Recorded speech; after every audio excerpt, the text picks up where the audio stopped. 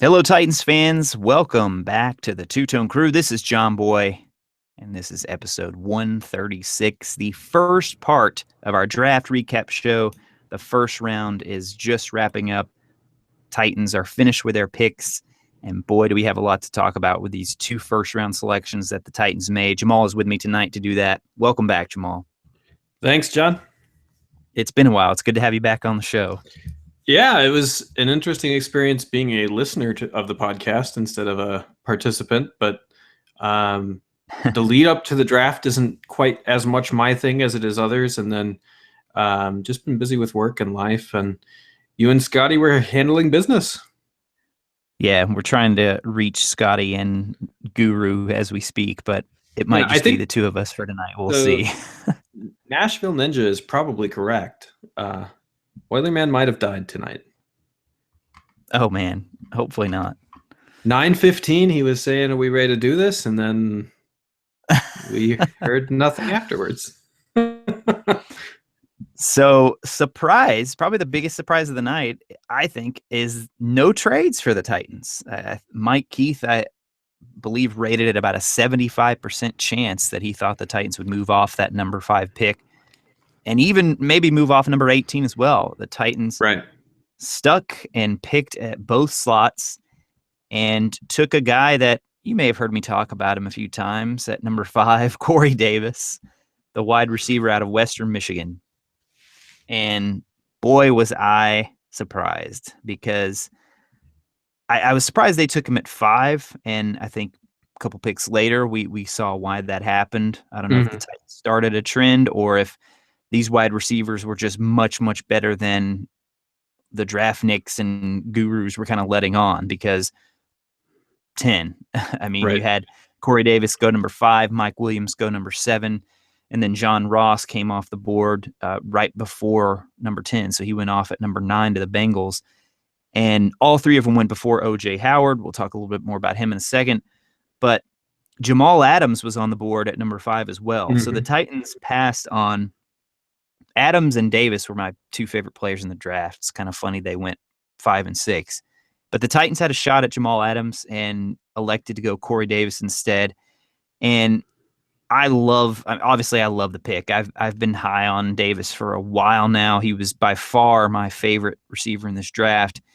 And I got into quite a few heated discussions with people, not vehement discussions, but just some pretty intense discussions about who would be the best fit for this team. And I always just felt that even in the midst of this Mike Williams buzz that was kind of going the past couple of weeks, the Titans met with him a number of times, and all the draft analysts were saying the Titans may even take Mike Williams at number 5. And there was talk that Corey Davis could fall out of round 1. I just never believed that they would rate another receiver higher than Davis. And we just heard their press conference.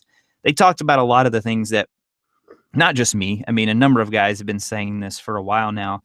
The 3 biggest things I go back to with Davis are his production, his work ethic, and just his overall character. I mean, the guy had all 3 of them. I think I even commented to you on Titans Report maybe a week ago that said, I feel like he's the Conklin pick. It wouldn't be surprising to me if they identified him very, very early on and said, we got to figure out how to get this guy. And maybe they didn't originally plan to take him at 5. I think Chicago kind of stunned everybody this draft when they traded up 1 spot to get their quarterback. There was a lot of talk throughout the day that the Titans were going to try and move back off of number 5. Some reports that they even had a deal already worked out with Cleveland. We know that didn't happen. The Bears gave up a ton to move up 1 spot. So it wouldn't shock me if that threw a wrench into their plans. But then at the end of the day, Corey Davis is a Titan, and I'm absolutely thrilled. I think he's going to be a perfect fit with Mariota. I'll talk more about him, but I'll pause here and let you get your thoughts in first too. Pause 10 seconds for station identification. Yeah. No, I definitely think the Bears threw a wrench in the trade back plans. That having Trubisky off the board definitely changed the dynamic of who was going to trade up, how much they were willing to pay, that sort of thing. If I would have had to bet money on, okay, they're picking at 5, Jamal Adams is available, Howard is available, Davis is available, all those things, I would have said it was Jamal Adams. Even though, I've tweeted a couple times recently and talked about it, I don't think safety is nearly a need on the Titans anymore. It's a position they can upgrade, and Jamal Adams is a terrific prospect, but it's not a position that's truly a need right now. I think some of the guys they picked up for special teams can even play in the base defense at times. So Right. they're into it, but I think you're right that it was one of those things where, okay,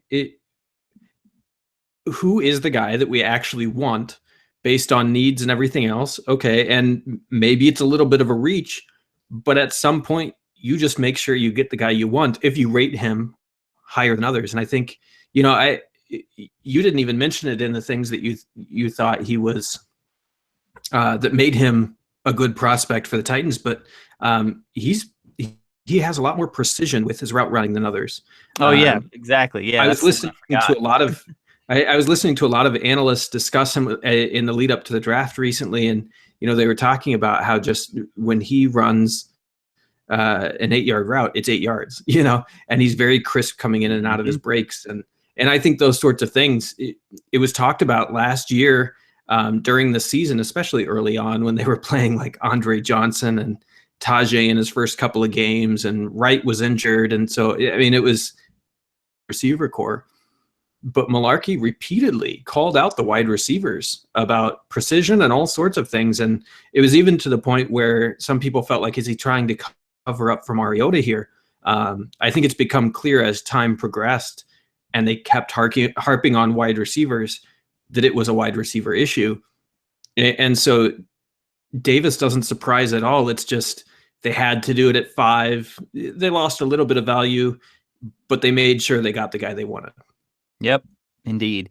Yeah, I'm glad you brought that up, because that was the one thing that even supporters of Ross and even guys who would have preferred Williams, Davis's strength was his route running. Exactly. I mean, he was by far the best route runner of the 3 guys. And he's also known for his ability after the catch. Mularkey talked about it in the presser there.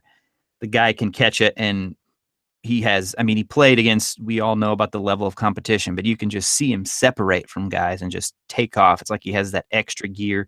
And everybody compared Mike Williams to Dez Bryant, but just watching the way that Corey Davis runs with the ball in his hands, I always thought Bryant was a better comparison for Davis, but we'll see how that goes, who he compares to. But the guy can do it all. I mean, he can play inside. They can play him in the slot. He can play outside. Mularkey touched on that as well. The thing that was so hard to project with Davis is because he didn't really participate in any of the offseason workouts or the combine and all those things like that, because he had the ankle injury. And I just kept going back to the tape, kept going back to his production.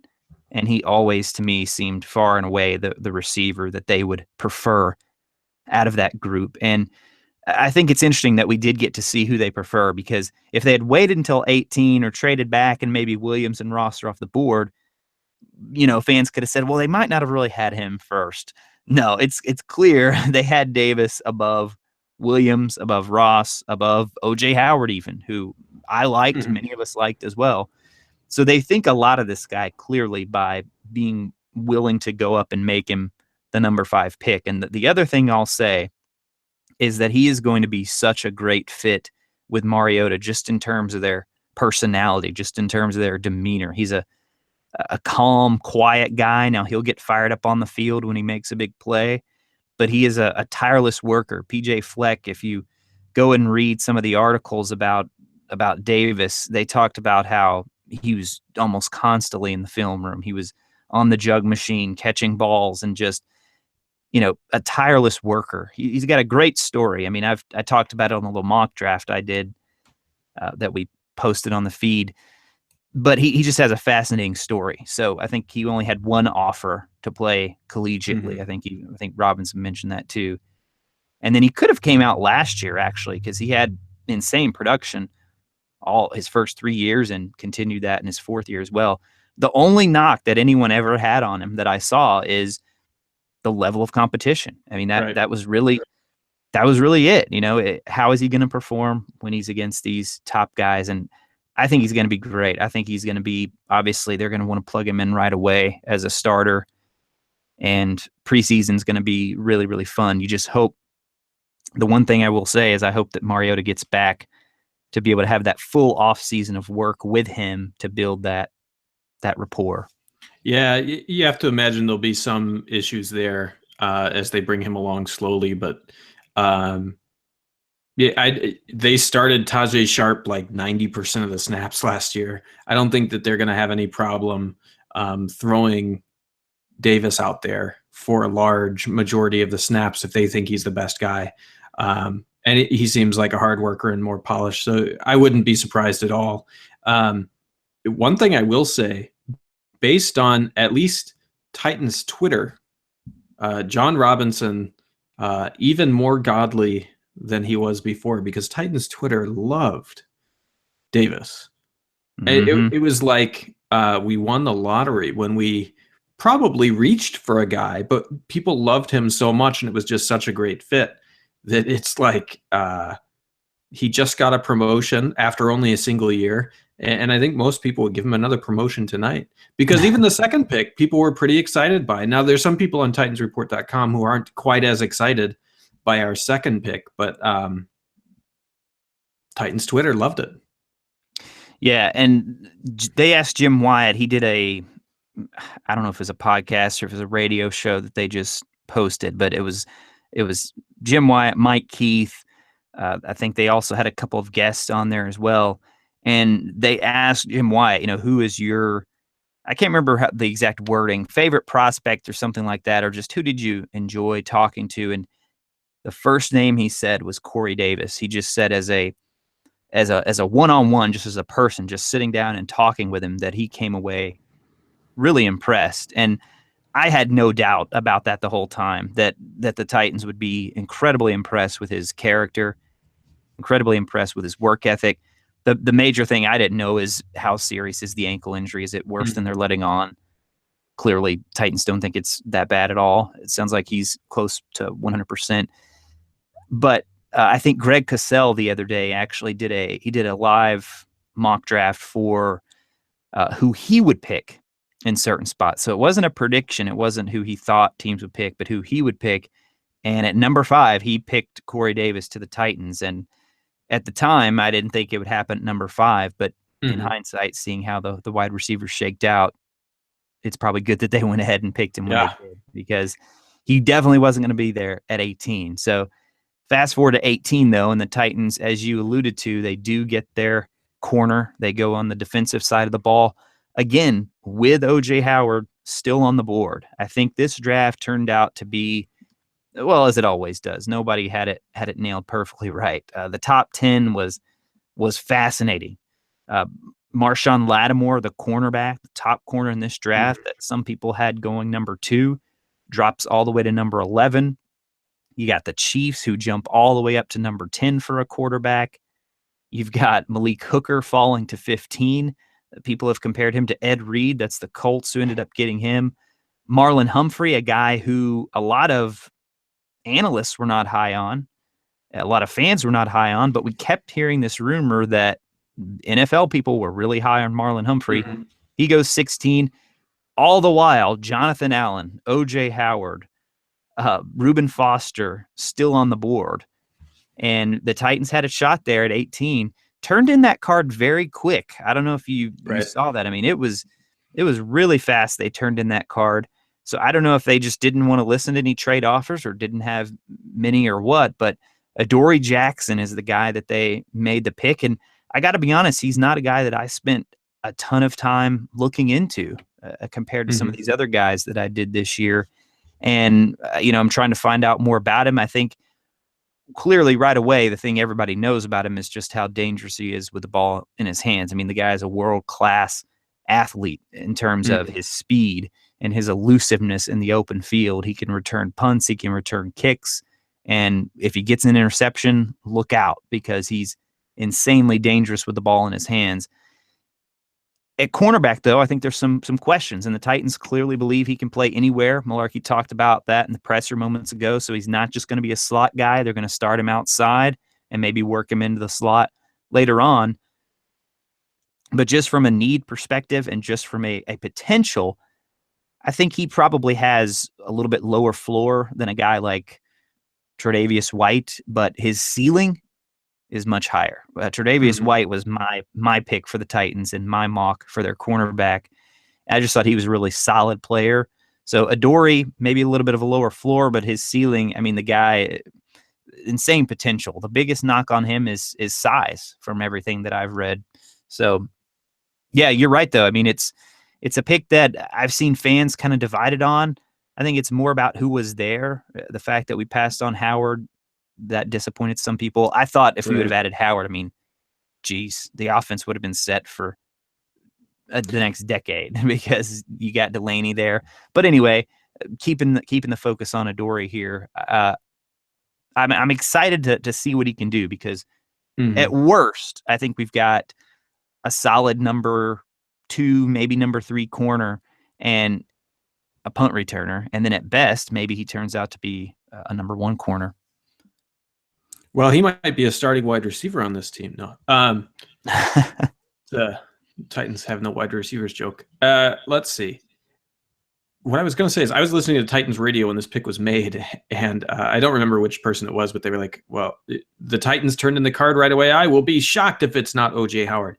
And once again, it becomes very clear when you're listening to it that Mike Keith has been given tip-offs because he's like, well, I don't know. The only thing I'd say about that is there's a lot of corners here. And he started talking about the corners right away. It's like he knows what they're interested in, which is why this year, as we were leading up to the draft, they started trying to pay attention to who he was hyping. Jonathan Allen was one of them he was hyping, and who Wyatt was hyping, just because I think that they have a sense for who the Titans are really interested in. I think it probably comes up so they're prepped and ready to talk about these guys. So they have a good sense of it. And yeah, I don't know why they turned in the cards so much. Maybe they just wanted to get to bed tonight and they knew how long this dang round was taking. Because with Davis, they went right down to the wire. I think they were probably just waiting as long as they could to see if somebody blew them away with a trade offer. Right. But yeah, with Adoree, it was almost immediate that they turned the card in. So I mean, I think it's way too early to talk about grades, even in terms of just draft period. It's always weird when people talk about draft grades, but I'm overall very pleased with the night, especially because of Davis. And then Jackson, not the corner I would have picked, but there's no denying that he's got the potential to be a top cornerback in this league, especially when you just look at his physical ability. So now we turn to the second and third rounds, which will be tomorrow evening or maybe tonight, depending on when you're listening to this. And the Titans are going to have to wait for quite some time, barring another move. And I don't expect that they're going to move back up. They do have two third round picks. So if they really wanted to, they could try and package those along with something else to move back up. But it's going to be interesting because they hit their 2 biggest needs right away. So you don't have to wait. You don't have to be wondering, well, when are they going to address corner? When are they going to address wide receiver? We talked about safety a little bit already. It's not a huge need. I do still expect them to address safety at some point. I think they'll probably look at it.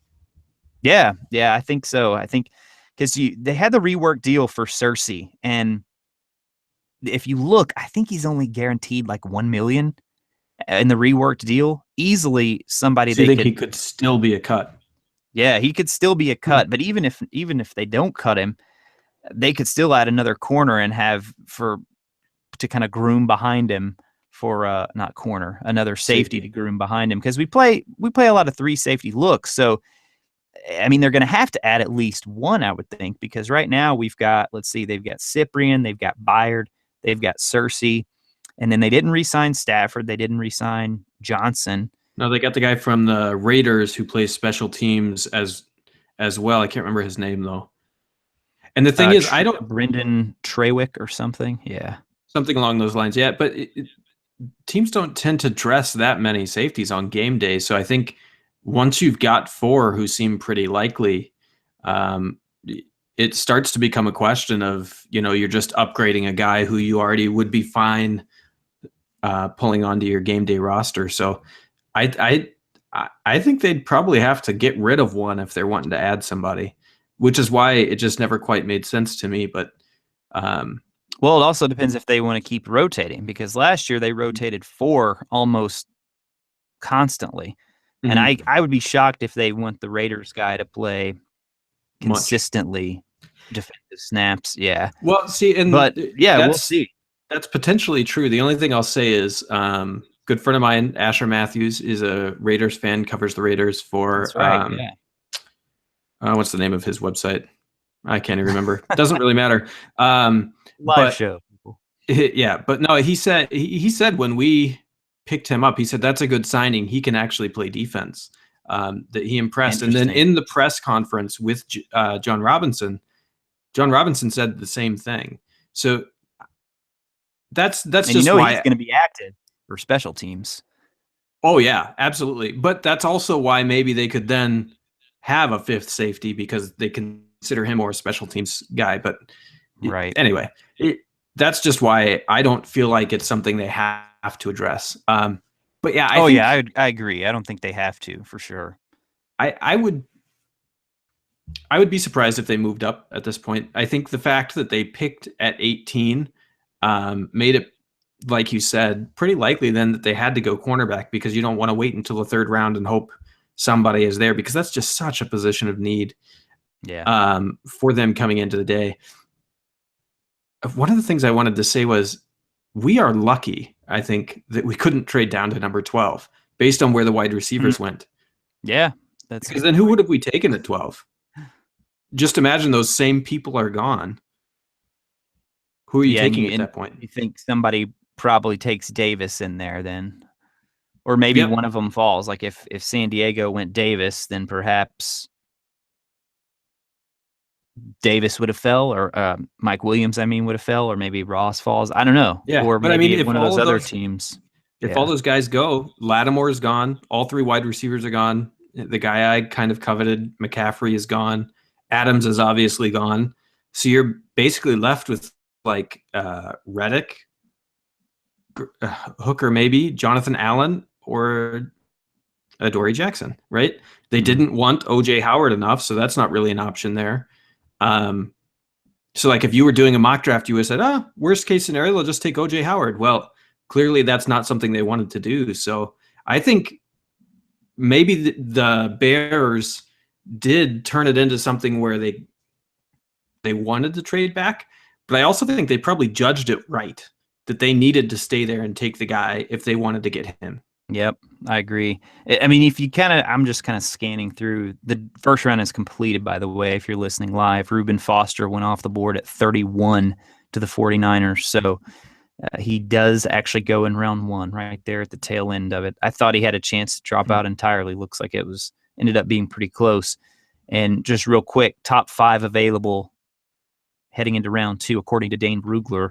Running back Dalvin Cook, Forrest Lamp still on the board. Malik McDowell, defensive tackle. Zach Cunningham, the linebacker, and Curtis Samuel, who's kind of a running back, wide receiver hybrid. But yeah, if you just look at kind of how the draft went down, there was somewhat of a run on the offensive side of the ball. I mean, this was kind of known as a defensive draft, I think. We heard a lot about how, the wide receivers, it's not too great at the top. I think the teams disagreed with that. So yeah, if the Titans had traded back to somewhere like 12, Marshawn Lattimore went off the board 1 spot ahead to the Saints. So he's off the board at that point. Yeah, it would have been a guy like Reddick, Barnett, Hooker, maybe Humphrey, Jonathan Allen. Those are the guys that you're looking at right there. So I agree. I think when it first happened, I think it was a little shock to a lot of people. But then seeing how the first round played out, it makes total sense. Similar to last year. I mean, Jack Conklin, there was a lot of people screaming the same thing. It's too early for him. He would have been there. And then we find out later on that the Giants really coveted him and wanted to, probably would have taken him. So yeah, heading into round 3, I mentioned safety is maybe a possibility. But yeah, now that they've got the two major needs out of the way, it's really, who knows? I mean, they could go a number of directions. I still look for them to add a blocking tight end at some point. The guy I've Right. liked and hyped a lot is George Kittle out of Iowa. I think he could step in right away and fill the Fasano role. He's a great run blocker. May have to take him with that comp pick in round 3. I could see him definitely coming off the board in round 4. That'd be a great spot for him there. They might even consider taking him in 3. Here's a thought for you. What about if we're there with that comp pick at the end of round 3? What about Sidney Jones? If he's still sitting there, I expect him to go off the board in round 2, but hey, you never know. If he's still sitting there in round 3, that might be a nice gamble to take because you already have a guy like Adoree Jackson in place. You could take Jones, even if he has to sit out the year. You still got a young corner. Who did you have in the 3rd round for our picks in your mock draft? Because I think didn't Scotty have Scotty took Butt in the 3rd round, I think. Yeah. I had I believe that's where I had the safety, but I actually had the Titans trading back in my mock, so they ended up having an extra pick. I had them taking Howard at 12, Davis at 18.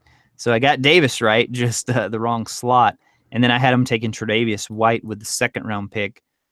With the 2 3rd rounders, I had Justin Evans. He's a hard hitting safety out of Texas A&M, and then Amara Darboh. Yeah, that's the other position I was going to say. Wide receiver. We still need a slot guy. Now they don't have to have one because you can move Davis around, but I really think you want Davis on the outside most likely. So maybe they look to add kind of a speedy slot guy somewhere in round 3.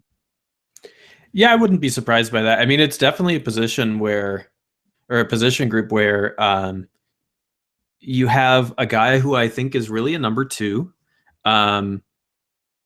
returning. You're talking about Jackson or Ryan, or you still talking about receiver? You're talking about receiver, yeah. Sorry. Oh, okay. Yeah. So Rashard, number 2. Yeah. Matthews, I think, is number 2. I think Davis, you can project at this point to say, okay, we got a number 1 guy.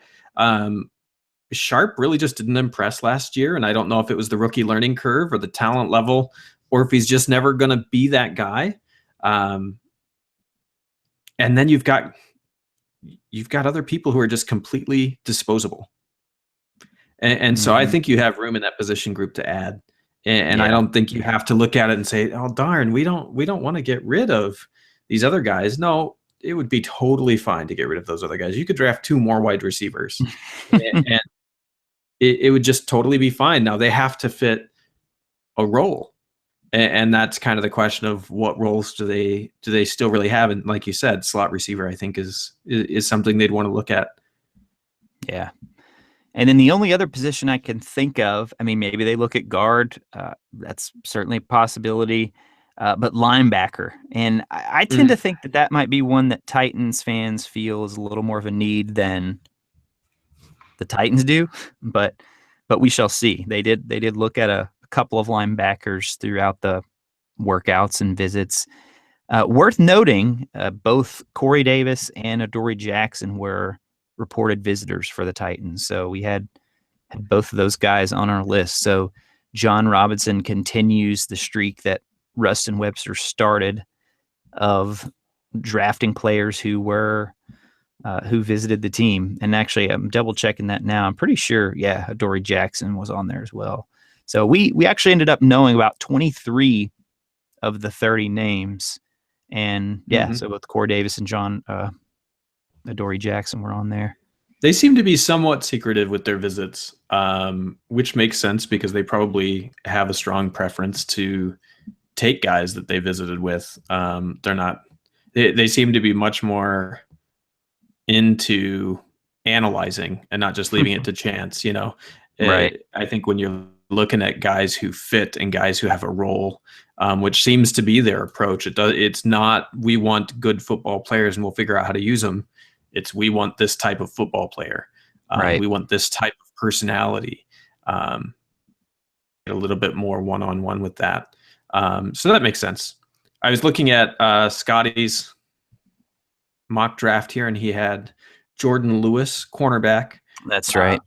In the 3rd round, and then Jake Butt, tight end, in the 3rd round. So, and that's entirely possible. Yeah, Jake Butt definitely I would have on the list as well. In Mhm. addition to guys like Kittle, and there are a couple. There's a lot of good tight ends. I mean, that might be when we saw Howard fall as far as we did, because this draft is really deep at the tight end position. Now, not all of them are going to step in right away and be that big time blocker like Howard would, but I think Jake Butt as well as Kittle, and there's a couple of others. There's one guy. The last name is Sanu, Sonnu. I think he's projected to be a later round guy, but if you read about him on NFL.com, his comparison is Delaney Walker, his player comparison. So keep an eye out for him as well. Yeah.